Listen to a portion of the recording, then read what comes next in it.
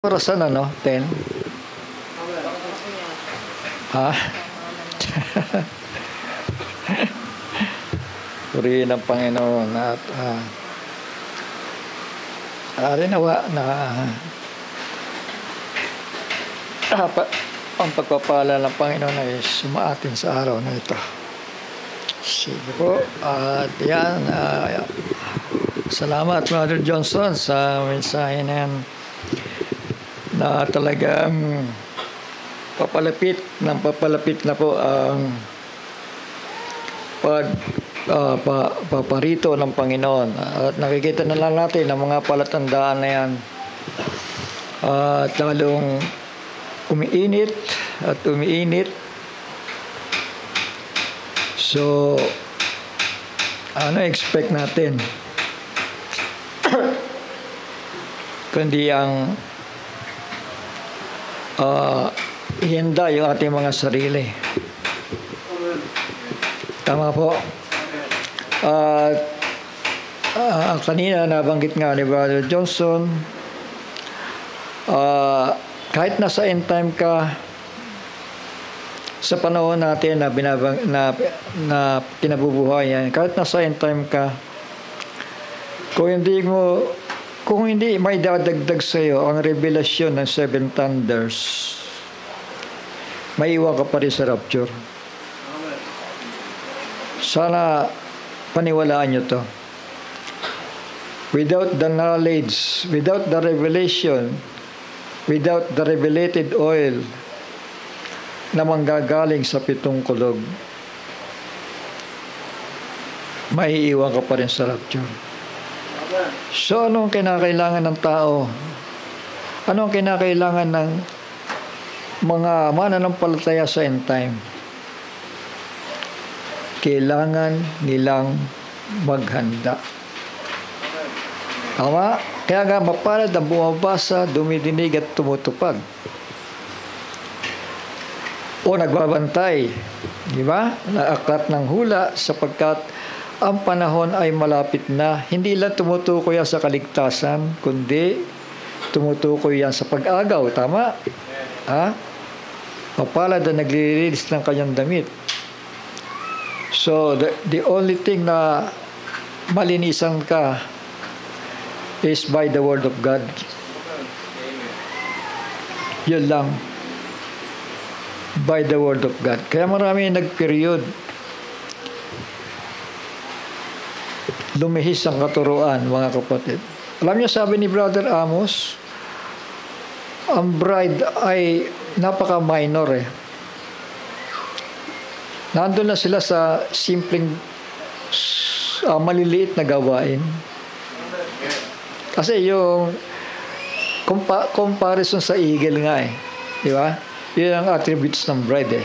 Kukumpara mo yan sa eagle na talagang kukunti lang ang agila. At sila'y yung kanilang pinamumuhayan ay hindi lugar na kung saan crowded, kundi talaga sila lang yung namamahay doon sa kagubatan. Tama?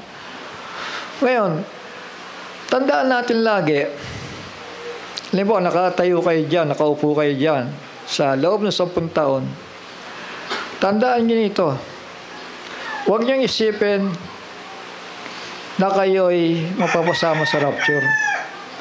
Lalo na kung hindi kayo nag-a-update sa buhay nyo. So, paano ba mag-update ang tao? Ipasok ang bawat kapahayagan, bawat katuruan. In other words, mag-aaral tayo. Kasi kapag hindi ka nag-aaral, hindi ka nag-update, para kang computer, nalipas na. Tama? Kaya pag magpasok ka ng file diyan, wala na, bobo na yung computer na yan eh.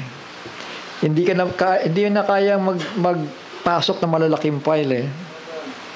So kailangan, kung nag-upgrade ang sanlibutan, nag-upgrade din tayo sa kapahayagan. In other words, nag-aaral ka. Hindi ka umupo dyan, Antimano, you are a wise. Hindi. Mag-aaral kayo. Ipinapauna ko lang to mga kapatid para wag naman natin baliwalain ang aklat ng pahayag. Kasi kung inisip natin na pagpasok natin dito ay tayo pantas na, masisira ang aklat ng pahayag. Binigay sa atin ang kaligtasan through the gospel at yung epistle para maituwid ang buhay natin. Anong purpose ng Book of Revelation? Para maihanda tayo sa kasalan. Tama? Kaya without the knowledge, without revelated oil, mga kapatid. At siya nga pala, ang Matthew 25, let's consider the three things, three elements na nandoon, mga kapatid. Ito ilagay natin sa kaisipan natin para maunawaan natin ang pinaka-thought ng rapture. Kung ano yung dapat nating gagawin sa buhay natin. Huwag tayong maging kampante na, narito ako sa lugar ng mga agila. Pero kung ang naabot mo ay hindi tulad ng isang agila na parang hindi pa kaya lumipad, ganun na nga. Instead na eagle, magiging eaglet ang kalagayan ng isang tao. Eaglet. Hindi siya magiging qualify. Kasi hahanapan ng may timbangan no? May timbangan Hahanapan tayo. Hahanapan tayo ng Panginoon. Kaya nga ang tatlong elemento bago mawala sa isip ko, no? Wise and foolish. Tama? Dalawa yon. Shall we say amen? Ano pa yung isa? The other. Tatlong elemento po yan. Tignan nyo Matthew 25 verse 9. But the wise answered, saying, Not so, lest there be not enough for us and you, but go rather to them that sell and buy for yourselves. So nag-uusap ang ang antimano, ang wise and foolish, nag-uusap doon. Tama? At sabi ng matatalino, bumalik kayo sa nagtitinda dahil sapat lang yung aming kakayanan. Sapat lang yung aming nalalaman. Pumunta kayo sa nagtitinda. And while they went to buy, the bridegroom came. Dumating ang Panginoon. Hindi pa po ito rapture, kundi the Lord will descend from heaven with a shout, with the voice of archangel. So, nandun pa lang yon. Ibig sabihin, hinihanda pa lamang sila, And they that were ready went in with him to the marriage, and the door was shut. So, nagsara. Kanino nagsara ito? Sa mga birhen. Tama? Kaya nga, pagdating dito, afterward came also the other virgins. Nakita natin? Came also, pag sinabi natin also, may dumadagdag. Bukod dun sa 10, meron pang dumadagdag. Tama? So, yung unang mga birhen, ang nakakalungkot doon, yung 5 hindi qualified sa rapture. Tama? Shall we say amen? Ilan ang qualified doon? Yung 5 na matatalino lang. Tama? At naging kasunod?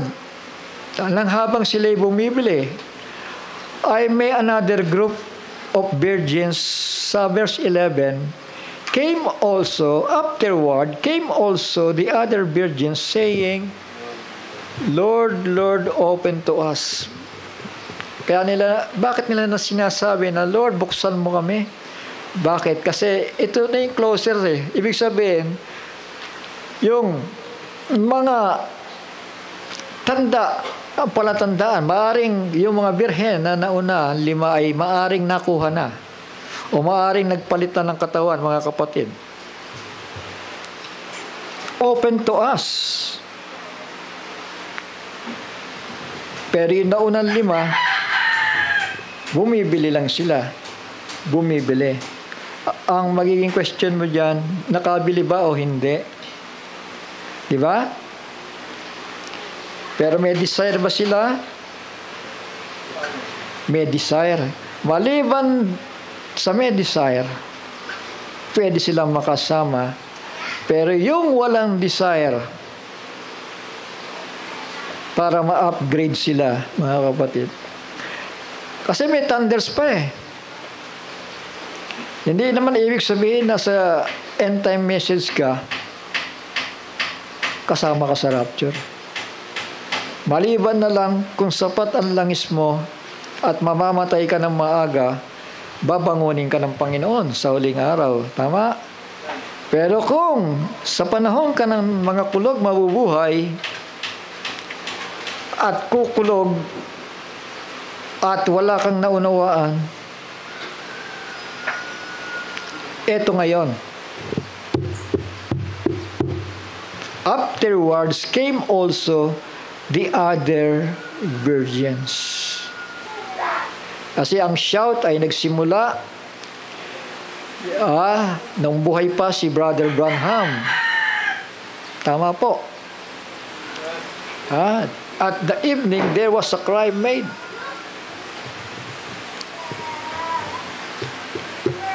Tapos, yung panahon na yan, nang sumigaw, ano ang tendensiya? Kumakatok na ba sila? Hindi pa. Bumibili pa lang. Tama. Bumili kayo sa nagtitinda. Sino yung nagtitinda? Yung tunay na fivefold ministry. Yun ang nagtitinda. Hindi mo makukuha yan sa sidetrack. Hindi. Kasi ang sidetrack magpuproduce ng sidetrack. Shall we say amen? Magpuproduce yan ng false virgins. Tandaan natin, ang mensaheng dala o bit-bit ng matatalinong birhen ay yan ang mensaheng may ka-qualify sa rapture. Kaya kung mapapansin po natin, maraming followers si William Marion Branham nalihis. Pero nakarinig ba ng sigaw? Nakarinig. Tama. Ngayon, kumpara sa atin, tayo ba'y nakarinig ng sigaw? Nakarinig tayo kasi pinapangaral pa, diba?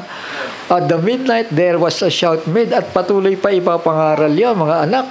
Ibig sabihin, kaya ipinapangaral, merong pang i-attach doon sa pagiging wise virgins. Pero, sabi nga, 5 of them were unwise. Ibig sabihin, hindi talaga makakaintindi. Hindi talaga makakaunawa ang naunang 5. Naintindihan natin? Tama? Hindi talaga makakaunawa kasi nakasulat na eh. 5 of them, 5 of them. Tama? 5 and 5 eh. Pero, i-consider natin ito sa verse 11. Afterward, came also the other virgins. Pag sinabi mong came also, may another group. Saying, Lord, Lord, open to us. But he answered and said, Verily I say unto you, I know you not. Ito ang naging problema nila. Ano naging problema nila? Bakit sinabi ng Panginoon, hindi ko kayo nakikilala? Ano ba ang dapat niyong gawin?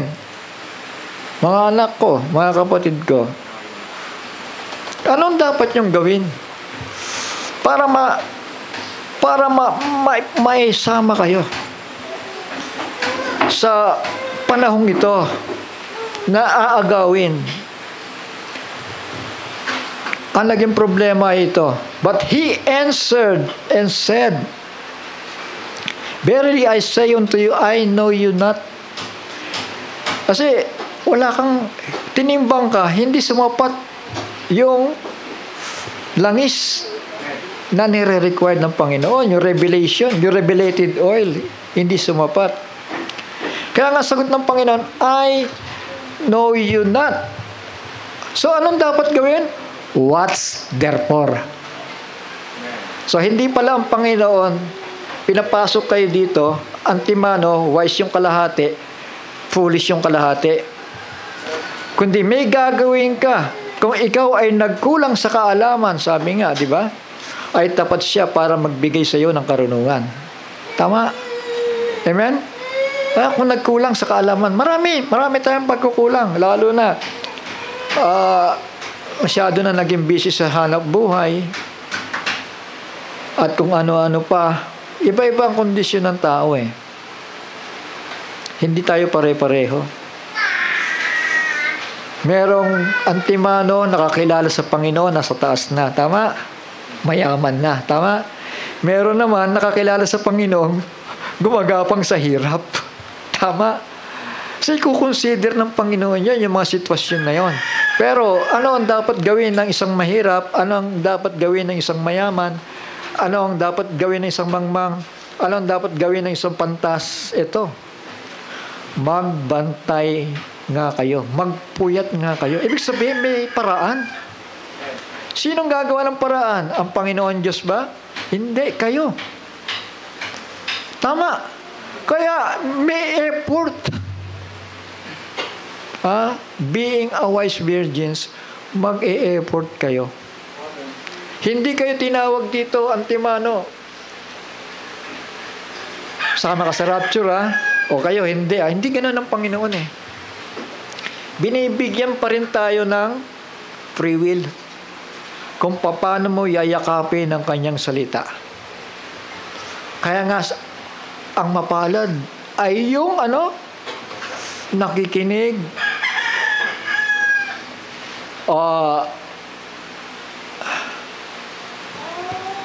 Palad ang nakikinig at nagbabasa. Paano kung hindi ka magbasa? Hindi ka rin nakinig. Paano yan? Kahit sabihin natin, busy ka o ano ka man, di makinig ka. Tama? O mahina ka sa pagbasa, makinig ka. Para mapasama ka. Tama? At hindi lang nauwi dun eh. Kailangan nagbabantay ka. Kaya yan ang ginagawa namin ni Brother Johnson. Hindi kami basta straight Bible. Kasi ang katuparan nasa harapan mo na eh. Babantay ka pa ba dito sa Bible? Andyan na. Nasa harapan mo na. Tama? Darating nga ang panahon, sabi ni Brother Branham, ang Bible, itatabi mo na yan eh. Bakit ka mo? Kasi nakatatak na sa'yo yung Biblia. Nakatatak na sa'yo yung pahayag. At ano ang babantayan mo?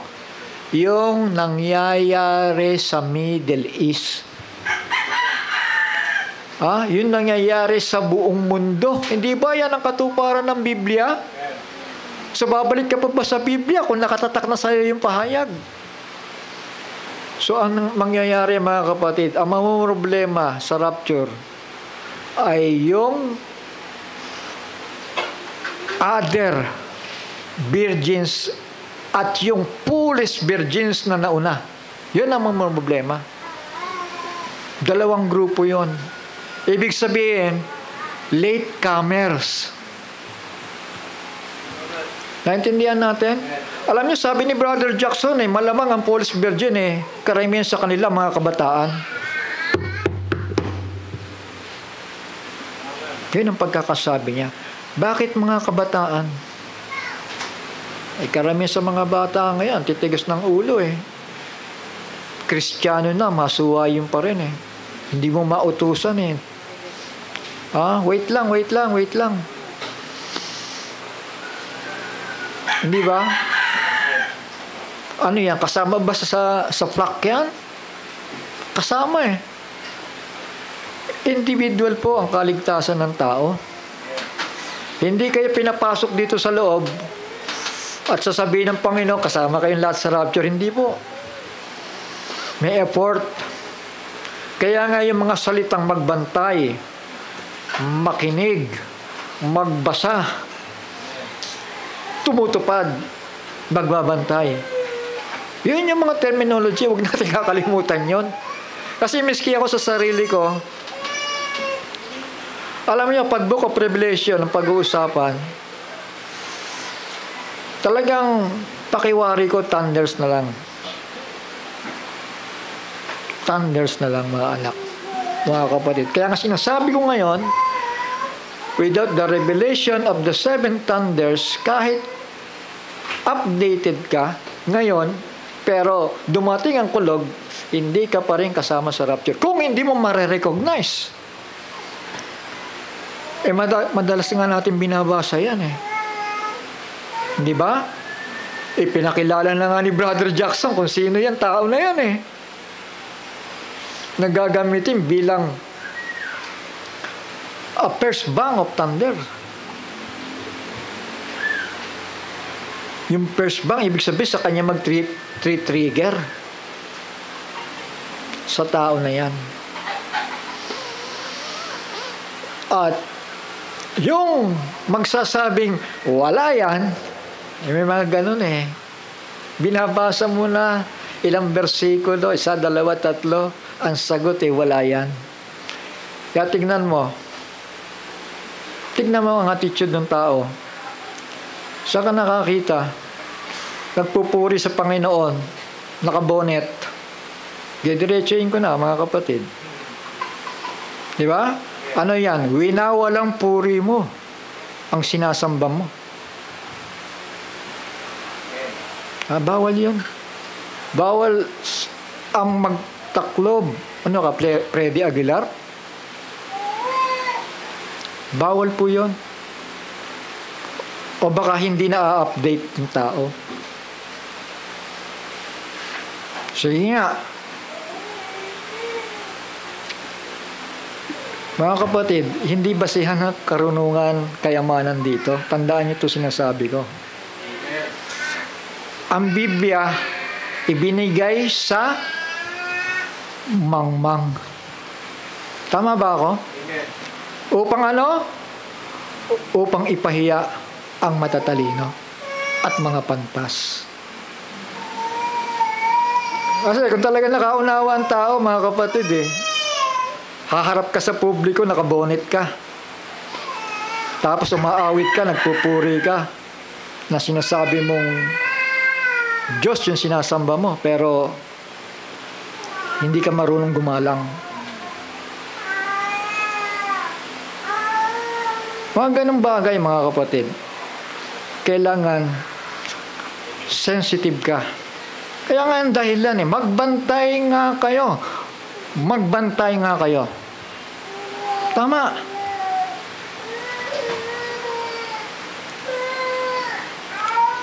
Watch therefore, for ye know neither the day nor the hour wherein the Son of Man cometh. Kung hindi naman talaga naghihintay na, wala ka nang magagawa dyan. Talagang mangmang na Tama. Dumating na yung mga manggagawa para bumili sila. Instead na bumili, ayaw, nireject pa. Tama. Pero yung mga tumalima, mga kapatid, bibili. Tandaan po ninyo, ilagay nyo sa kaisipan ninyo to. Ang pundasyon ng pananampalataya ay pundasyon na ang gagamitin apostles and prophets. Malinaw? Kaya nga sinasabi ko kapag ikaw nandito ka sa tatlo, huwag mong pangungunahan yung dalawa sa unahan. Naintindihan natin? Kasi ang first message nanggagaling sa propeta at sa apostoles. Mga apostoles, marami sila. Ibig sabihin, mga nakaranas, mga elders yan. Mga kayang ungkatin ng mga buhay ninyo nito. Experience sila. At may kapahayagan sila. Diyan nagka-problema ang end time, mga kapatid. Maraming nagparunungan. Kailangan, pag hindi tayo sigurado sa anumang bagay, ano natin. Ako, ganyan ang ginagawa ko. Pag, nung araw, pagka hindi ako tiyak, buksan ko si Brother Jackson. Kahit gaano kakapal yan, hanapin ko talaga yan. Pag hindi ko nakita, buksan ko si Brother Branham. Pag hindi ka pa rin makita, abay sa Biblia na ako tutuloy. So, ganun lang mga kapatid. Dahil sabi naman, when the Spirit of truth is come, He will guide you into all truth. Shall we say amen? Patnubay natin ang Panginoon. Pero, may limit yan eh. Kasi kung ayaw mo, anong magagawa ko sa'yo? Di ba? Tama ba? Hindi tayo pinipilit ng Panginoon. Kaya nga, ang kondisyon dito what's therefore? Ano ba nangyayari sa Middle East? Di ba? Ay, naku, ayokong tumingin dyan. Sayang naman yung tinayo ko. Malapit na pala ang panahon. Sayang naman yung salaping inipon-ipon ko. Tama! Anong magagawa natin? Dalawang bagay ang tao nagtatanim. Nagtatanim siya sa mga bagay na nasisira. At yung isa naman nagtatanim sa mga bagay na makalangit. Sa mga bagay na hindi nasisira. Mamimili ka lang naman doon. Tama. Maraming nag-expect na magtatagal pa ang Panginoon. Tingnan nyo yan, nagpatayo ng mga arena dyan, naglalaki ang simbahan. Asan sila ngayon? Hinahanap ng pulis. Di ba? Amen. Kaya hindi palaki yan ang simbahan to. Kailangan may naintindihan tayo. Mga kapatid,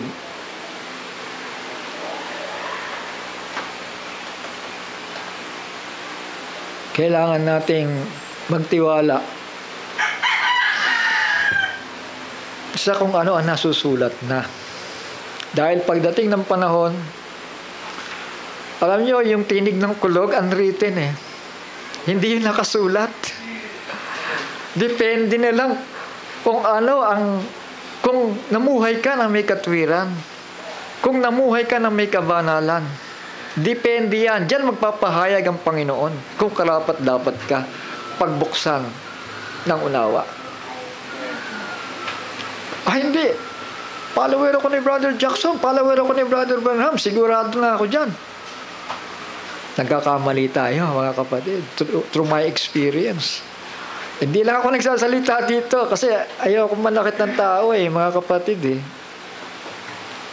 Ayaw kong manakit ng tao. Ayaw kong magsalita. Pero marami akong sasabihin. Bakit lumilihis ang pagkakaunawa ng tao at hindi makaintindi?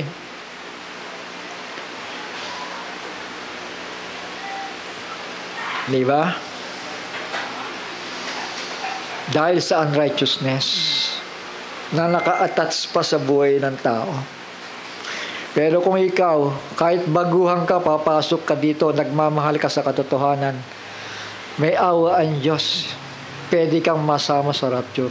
Hindi ko sinasabing, late comer ka na, magpahinga ka na, hintayin mo lang ang Great Tribulation. Hindi po.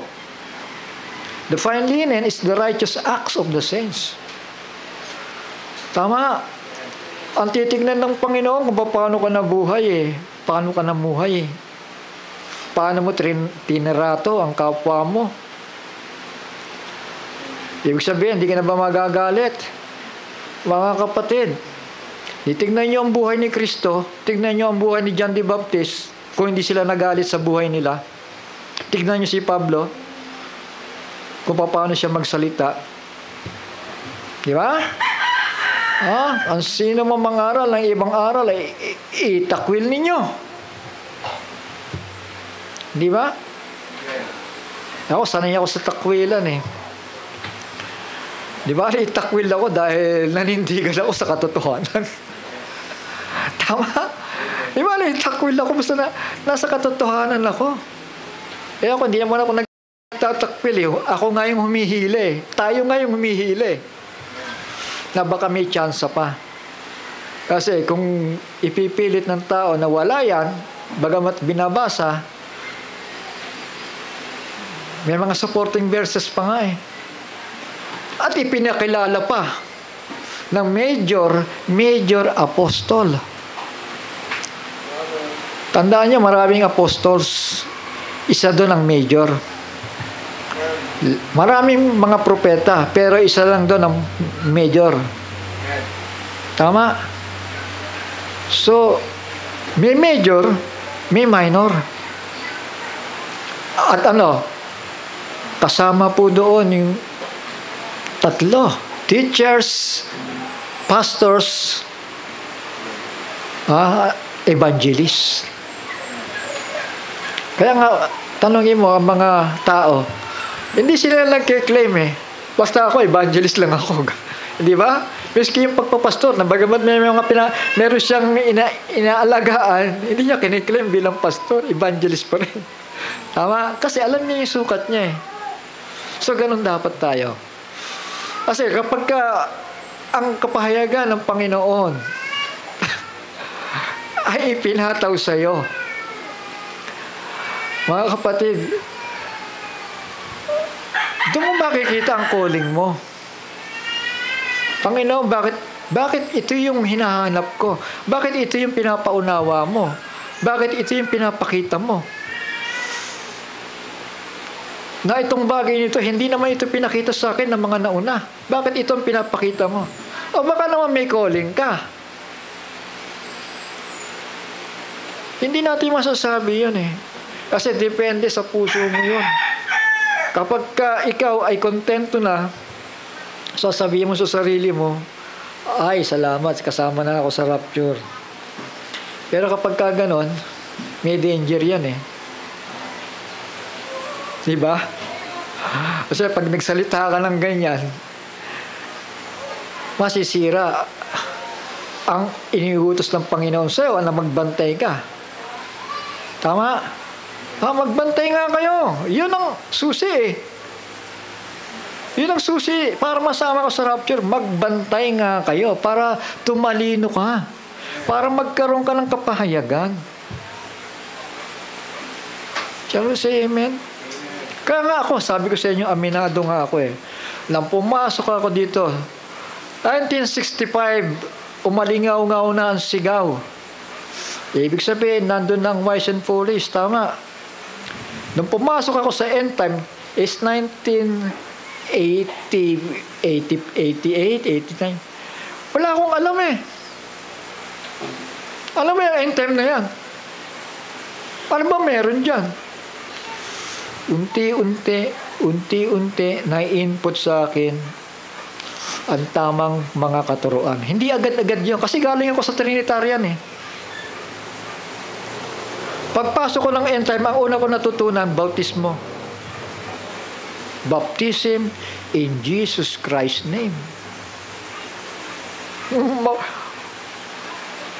Bukod doon, wala na akong ibang alam. Sumampalataya ka. Repent and be baptized in the name of Jesus Christ for the remission of your sins, and you shall receive the gift of the Holy Spirit. Nung nandun na yung Holy Spirit na yun, ligtas na ako. Tama. Pero sapat ba yun? Kung hindi ako magpapatuloy? Kaya nga ang utos, magbantay nga kayo. Amen. Ang Holy Spirit, nandyan lang, nananatili siyang tapat. Kayo'y tinatakan na hanggang sa araw ng pagkatubos. Kailan yung araw ng pagkatubos? Rapture. Tutubusin na ito, mga kapatid. Babaguhin na ito. Yun ang araw na yun na iniintay natin. Labagaman selyado na tayo. Tama? So you are sealed with the Holy Spirit. Pero yung being a bride, depende sa effort ng tao. Depende sa effort ng tao. Marami akong nakasama dito. Talagang klaro ang Biblia, mga kapatid. Amen, klaro ang Biblia. Marami akong nakasama dito. Hanggang ngayon sila tumatayo pa at naglalaki ng gawain. Pero nung nag-a-update ang Panginoon, nung nag-a-upgrade ang Panginoon, ang tanong, ang tanong, nang dumadating na ang klaro, ang liwanag ng aklat ng pahayag, mga kapatid, hindi lang ng gospel, hindi lang ng epistles, kundi ng aklat ng pahayag, nang nag-a-update na ang Panginoon. Mga kapatid, nakaunawa ba? Sana dumating ang panahon na magpakumbaba ang mga tao. Instead na umunawa, nag-imbento sila ng mga ministry. O ito di ba may John the Baptist? Di ba may Elijah? Di ba may Elisha rin? Ito na, nag-imbento na. Sino kaya ang pwedeng magamit? Ayun, gumamit sila ng mga Bible characters para ilinya sa ministry nila, ipangalan. Kaya yan. Kaya yan, hindi tinatanggal ni Brother Amos yan Kasi, selyo yan ng pagiging mangmang ng tao. Ba't mag-iimbento ka? Jehu, young men? Saan sa Biblia yan? Nagagamitin niya sa end time? Wala. Ang gagamitin sa end time is John and Elijah. Walang Jehu.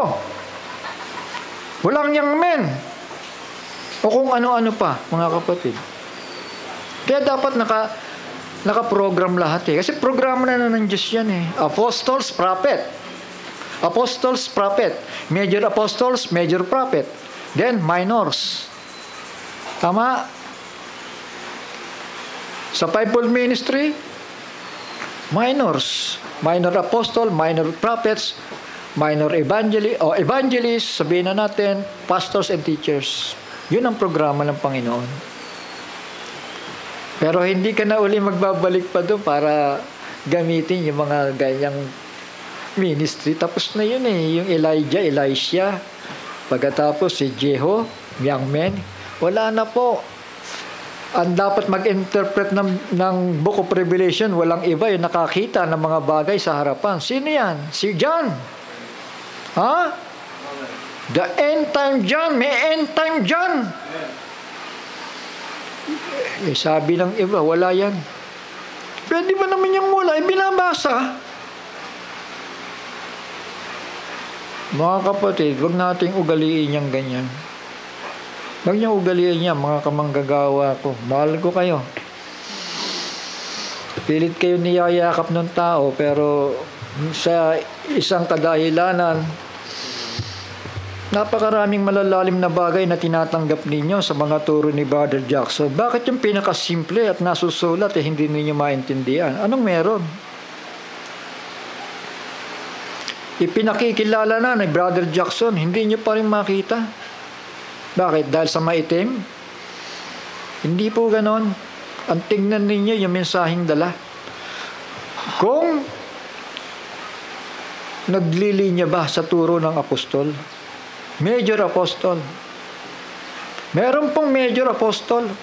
Hindi basta fivefold ministry lang. Ang fivefold ministry, may major apostles and prophets yan. Meron pa rin major, laging isa yon. Isa ng isa bawat panahon. Ano yan? Anong purpose ng Panginoon doon na may major apostles and prophets? Para hindi magkaroon ng problema sa simbahan. Tama. Para hindi sila magpapagalingan, hindi sila magpaparunungan, mga kapatid. Bukod doon sa major apostles and prophets, meron pa rin minor, pero at least yung tatlo nasa ilalim nila. Pag yan ang nakita natin, mga kapatid, smooth na smooth, amplo, at walang paghahatakan sa body of Christ. Maski ako, aminado ako, maraming mga taong ginamit sa akin. Pero nakalipas na yon. Marami din naman kasi ipinakita ang Panginoon sa akin na nagliwanag ang Biblia. So kailangan i-recognize natin yung mga tao na yon na ginamit. Hanggang doon na lang talaga sila. Ngayon, tayo, narito tayo, nabubuhay tayo, nagpapatuloy tayo. Huwag tayo maging kampante. Still, mayroong programa ang Panginoon na dapat nating tahakin. Hindi nagbabago po yun. Hanggang sa umalingaw-ngaw ang 7 kulog.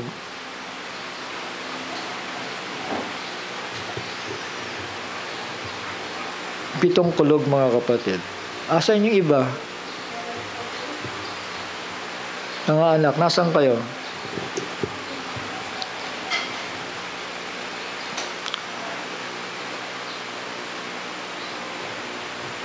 Ang unang susi, yung takot sa Panginoon. At yung paggalang sa Panginoon. Mga kapatid. Basa lang ako ng konti, ano?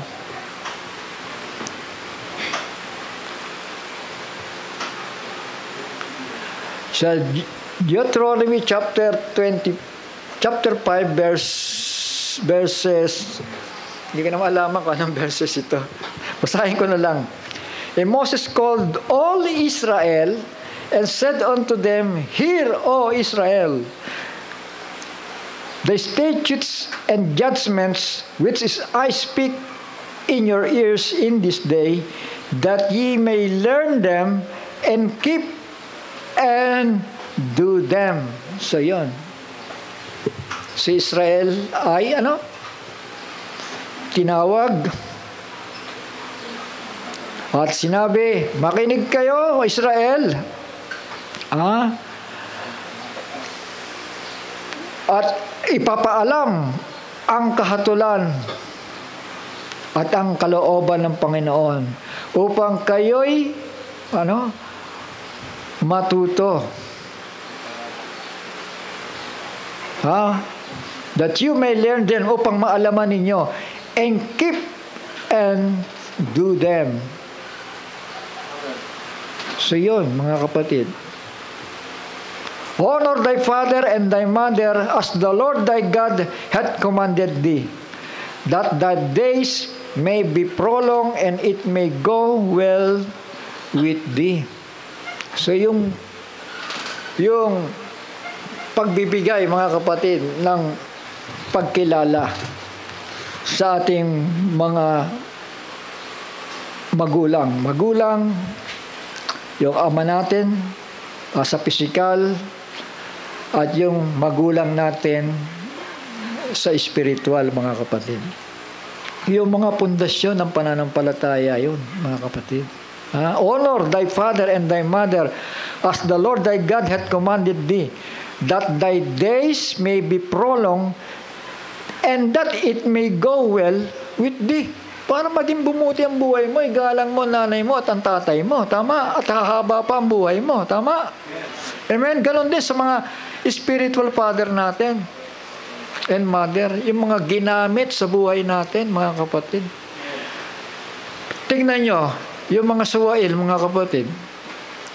Malinaw ang aral ng propeta.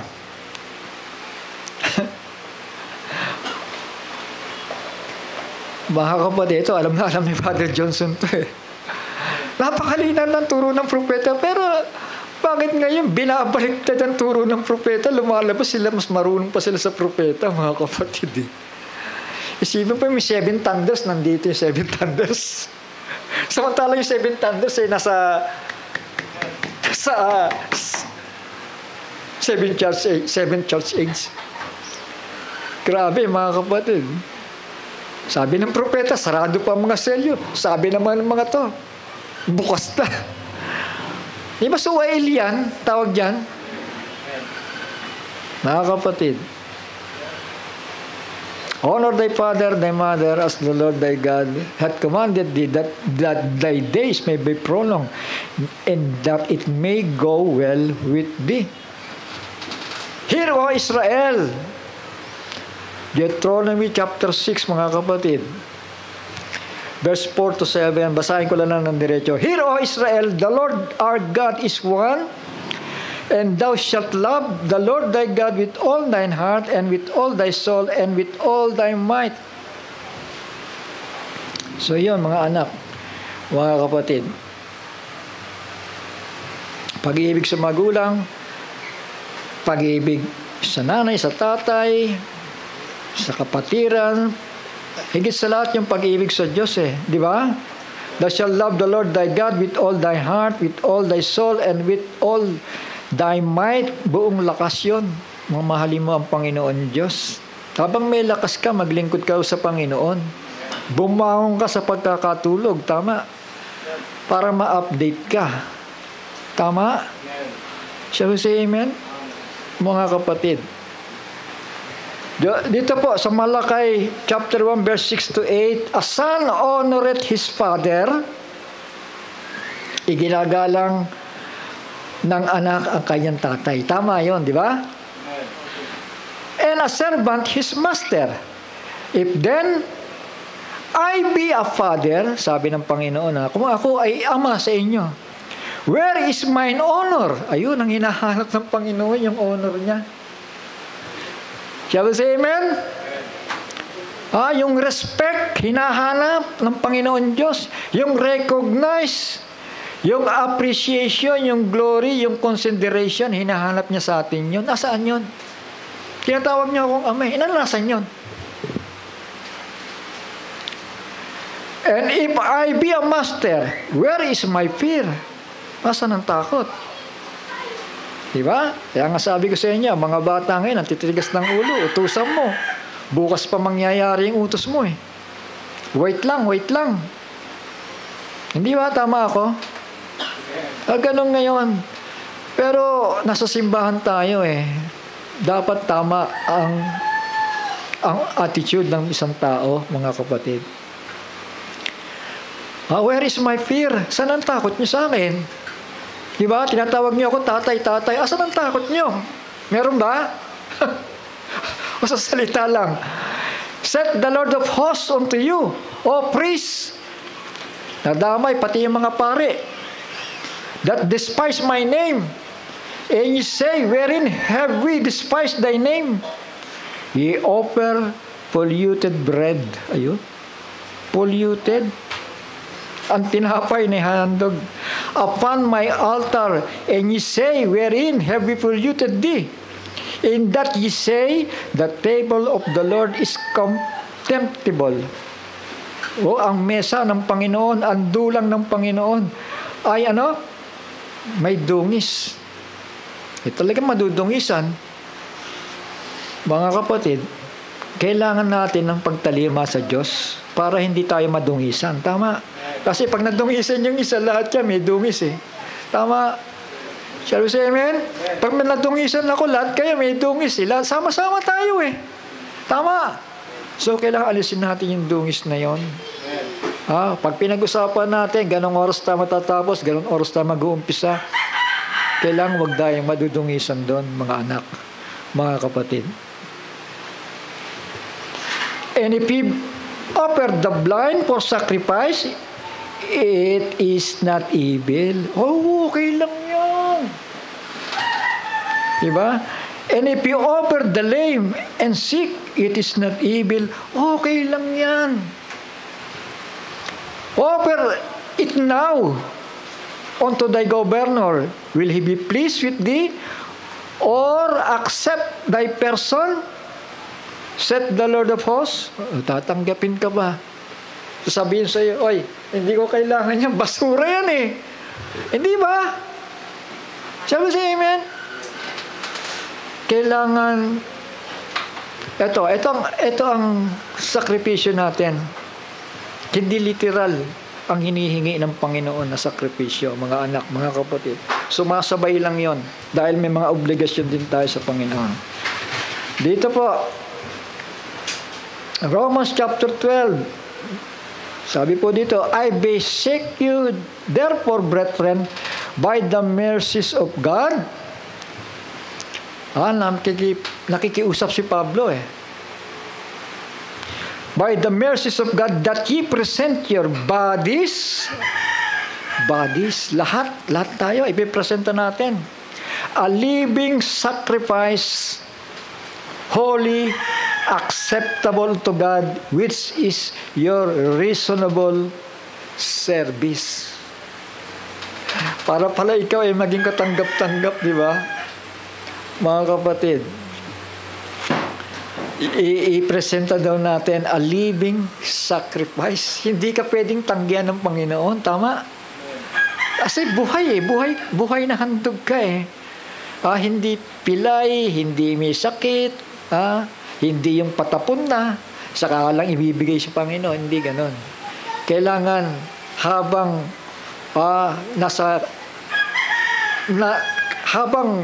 kaya mo pa na gawing ang nararapat para malinis ka sa harapan ng Panginoon, sikapin mong ipresenta yung sarili mo sa Kanya. A living sacrifice, holy. Tandaan natin, without holiness, no man can see the Lord. Mamamali tayo dyan. Hindi tayo mapapasama sa rapture without holiness. Kasama po yung mga anak, mga kapatid. Tandaan po natin. Ito. 2 Timothy chapter 2 verse 20-22. But in a great house, ano yung house? Church. Tama. There are not only vessels of gold and of silver, but also of wood and of earth, and some to honor, and some to dishonor. Mamimili ka lang naman sa dalawa Shall we say amen? Amen. Gusto mo ba papurihan ka? Di ba? Gusto mo ba i-appreciate ka ng Panginoon? Gusto mo ba i-recognize ka ng Panginoon? Amen. Mga kapatid, gusto mo ba igalang ka ng Panginoon? Shall we say amen? Kaya ang sabi ng Panginoon, hindi niyo ako ginagalang, hindi ko kayo kilala. Tama? I never knew you. I know you not. Yun ang pagkakasabi pala doon. Kaya nga, in a great house, sa isang simbahan, there are not only vessels of gold and silver, but also of wood and of earth, some to honor and some to dishonor. If a man therefore purge himself from these, pwede ka palang malinis. Tama. Pwede mo palang baguhin ang buhay mo. Tama. Kahit na ikaw ay sabihin natin, vessel to dishonor God, pwede mo pang baguhin. May panahon pa. If a man therefore purge himself from this, he shall be vessel unto honor, sanctified, meet for the master's use, and prepared unto every good work. Wala lang hahanapin sa'yo. Tama? Flee also lustful lust. Ayan. O youthful lust. Flee. Tumakas ka sa tukso ng laman. Hindi ka mararapture niyan, kapatid. Iwasan mo yung pag-inom. Iwasan mo yung mga tukso. Hindi makakabuti sa'yo yan. Flee. Lumayo ka. Flee also youthful lust, but follow righteousness, faith, charity, peace with them that call on the Lord out of a pure heart. Kailangan malinis ang ating mga puso sa paglapit sa Panginoon. Tama? Amen? Matthew 15, 4-9. For God commanded, saying, Honor thy father and thy mother, and he that curseth father or mother, let him die the death. Mga kapatid. But ye say, whatsoever shall say to his father, o whosoever, yan pala, so whosoever shall say to his father or his mother, it is a gift. By whatsoever thou mightest be profited of me, yung ibibigay ko sa iyo, ama, ina, yung ibibigay ko sa iyo, regalo ko na lang sa Panginoon, ha? So sorry ka na lang muna, ha? Ano nangyari? And honor not his father or his mother. Tama? So say amen? Nagbigay ka nga sa Diyos, pero yung ina mo, yung ama mo, na nangangailangan, kinalimutan mo. Kailangan marunong kang bumalanse. Tama? Shall we say amen? Amen. And he shall be free. Thus have ye made the commandment of God of none effect by your tradition. Malaya ka nga, pero yung kautusan ay hindi ayon sa Diyos, kundi ayon sa tradisyon ng mga tao. Ye hypocrites!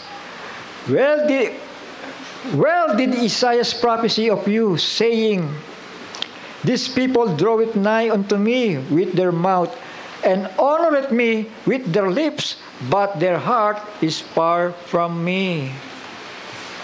But in vain do they worship me, teaching the doctrines, the commandments of men. So hindi tapat tayo doon, mga anak, mga kapatid ko.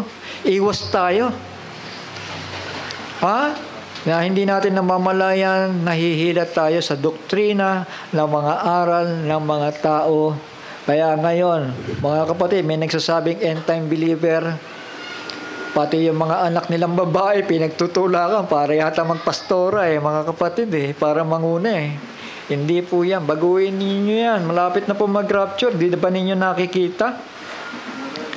1 Corinthians chapter 11 verse 4. Every man praying or prophesying, having his head covered, dishonoreth his head. Sige nga, di mo ba nababasa yan? Dinidishonor mo ang Panginoon. Umaawit ka ng papurit pagsamba, pero may takip ang iyong ulo. Pag-aralan mo yan. Natakot ka sa Diyos. Let the elders that rule well be counted worthy of double honor. Abay, dapat papurihan ka pero ba't ganon? Kasi dinidishonor mo yung ulo mo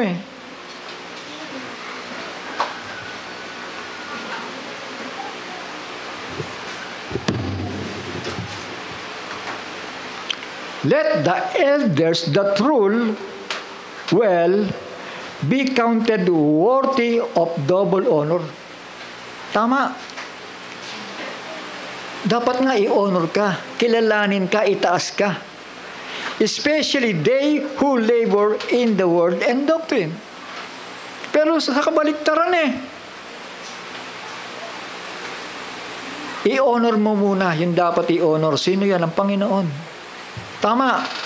Kailangan ang pagsamba mo sa Kanya nasa tama para maitaas ka rin. Tama, nakasama niya. Shall we say amen? Amen. Amen. Igalang mo muna ang Diyos, nakaharap mo.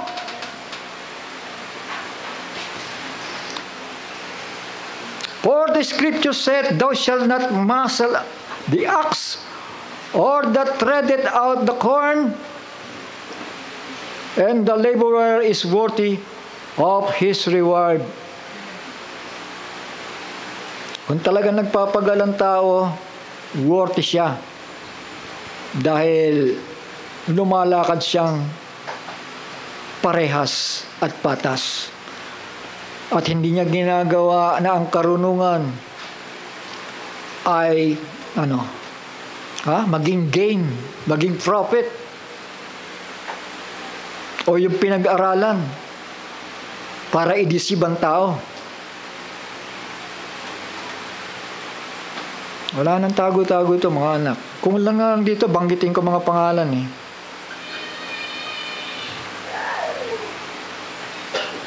Against an elder, receive not an accusation, but before 2 or 3 witnesses. Pero ang daming witness eh. Nasa Facebook nga eh. Them that sin, rebuke before all, that others also may fear. Kapatid, konti na lamang po, mga anak. Ito naman, tungkol sa asawa.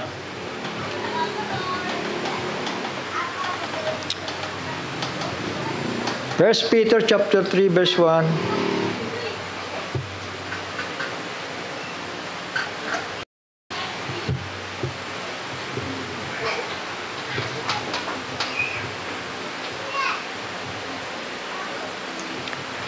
Gayon din naman kayong mga asawang babae, pasakop kayo sa inyong sariling asawa. Malinaw po ba ito? Amen. Alam niyo mga kapatid kasi, no? Without holiness, no man can see the Lord. Nababahala ako eh. Kasi ako yung nagbabantay ng kaluluwa niyo eh. Hindi ako tumatayo dito para bula-bulahin kayo. Mga kapatid, kundi basahin ko sa harapan ninyo kung ano sabi ng Panginoon sa kanyang mga alagad. Pasakop kayo sa inyong sariling asawa upang kung ang ilan ay hindi tumalima sa salita, ay mga hikayat ng walang salita sa pamamagitan ng ugali ng kanyang asawang babae. Nasa pagkamasid nila sa inyong ugaling mahinhin na may takot na huwag sa labas ng kanilang panggayak, naggaya ng pagpapahiyas ng buhok, pagsusuot ng mga hiyas na ginto, o pagbibihis ng mga ringal na damit, kundi ang pagkataong natatago sa puso na may damit na walang kasiraan ng espiritong maamo at payapa na may malaking halaga sa paningin ng Diyos. Mga kapatid, espiritong maamo at mapayapa. Tandaan natin yung mga words na yan. I-apply natin sa buhay natin. May kapayapaan ba? O laging nagwo-worry? Maamo ba? O parang maamo lang sa simbahan. Pag-uwi ng bahay, mukhang tigre. Mga kapatid, sapagkat ng unang panahon ay ganito naman nagsigayak ang mga babaeng banal na nagsiasa sa Diyos na sakop sa kani-kaniyang asawa na gaya ni Sarah na tumalima kay Abraham na kanyang tinawag na Panginoon. You see? Si Sarah tinawag Panginoon, yung kanyang asawa. Na kayo ang mga anak niya ngayon. Tayo yun. Shall we say amen? Kailangan tularan natin yung tatay natin at yung nanay. Kung nagsigawa kayo ng mabuti at di kayo nangatatakot sa anumang kasindakan, ayun, na kayo ang mga anak niya ngayon kung nagsisigawa kayo ng mabuti. Ayun. Shall we say amen? Meron pa rin pasubali di ba? At di kayo nangatakot sa anumang kasindakan. Nagkakagera na. Ano ngayon? May rapture naman Tama? Shall we say amen? Yung iba sabi nila, hindi bale, titiisin ko na lang. Kaya ko na mapugutan ng ulot. One time na lang. Yun ang akala mo. Kung pahirapan ka pa muna, 5 months tormention, kakayanin mo kaya? Maniniguro na ako. Mapalad ang bumabasa at dumidinig at nagbabantay. Tama! Sapagkat ang panahon ng pag-agaw ay malapit na. Ang panahon ng pagparito ng Panginoon ay malapit na. So sa mga lalaki, gayon din naman kayong mga lalaki. Kala nyo, babae lang Magsipamahay kayong kasama ng inyong asawa. Wala nang hiwalayan yon. So say amen? Malinaw ba? Ay sa pagkakilala, napakundanganan ang babae na gaya ng marupok na sisidlan. Ayun, marupok pala talaga. Kaya pala hindi pinapayagan mangaral ang babae o mamuno sa lalaki. Tama? Marupok. Amen? Gaya ni Eva, di ba? Tama? Ha? Sabi dito, ulitin ko lang, napakundanganan ang babae na gaya ng marupok na sisidlan, yamang kayo na may kasamang tagapagmana ng biyaya ng kabuhayan upang ang inyong mga panalangin ay huwag mapigilan. Sabi sa amen? So yun ang pattern. Gusto niyo bang bumuti buhay niyo? O sino bang ayaw, di ba? So yun ang pattern. Pag nasunod yan, kikilos ang Panginoon sa buhay mo. Marami tayong kailangan, di ba? Sabi sa amen? Pero pag nasunod itong bagay na to, darating ang mga hinaing natin. Bubuti ang buhay natin. Ha? O sa 8, ituloy ko lang kasi sayang ang oras eh. Pwede ba? Amen. Tapos-tapusan kayong lahat ay magkaisang akala. Kailangan isa lang ang mind natin. Hindi tayo pare-pareho, tama? Hindi tayo iba-iba. Amen? Ha? Lahat ay magkaisang akala, madamayin, mga ibigang tulad sa magkakapatid, mga mahabagin, mga mapagkumbabang pag-iisip. Praise the Lord.